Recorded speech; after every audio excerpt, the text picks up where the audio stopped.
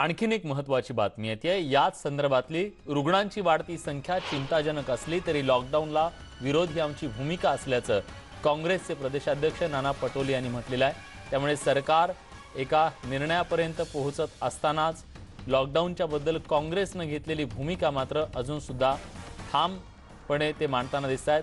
काँग्रेसचे प्रदेशाध्यक्ष नाना पटोले यांनी लॉकडाऊनला आपला विरोध असल्याचं म्हटलेलं आहे। त्यामुळे लॉकडाऊनला जर काँग्रेसचा विरोध असेल तर मुख्यमंत्री त्या विरोधाची दखल घेणार आहेत का? कठोर निर्बंध घेऊन लॉकडाऊनला जो विरोध होतोय त्याला कुठेतरी ते मान्यता देत आहेत का की नाही आपण लॉकडाऊन टाळूया आणि कठोर निर्बंध घेऊया? हे पाहणं अत्यंत महत्त्वाचं ठरणार आहे, कारण सरकार अंतर्गत सुद्धा एकमत होताना दिसत नाहीये। मुख्यमंत्री मात्र सगळ्यांना या निर्णयाच्या सोबत घेण्याचा प्रयत्न करत आहेत। त्याच्यामध्ये देशाचं नुकसानच झालेलं आहे।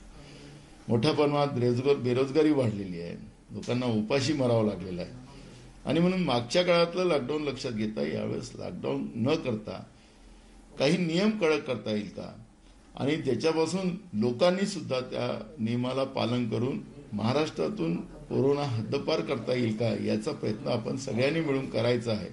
तरच या कोरोनाला आपण थांबवू शकतो असं आम्हाला काँग्रेसला वाटतं।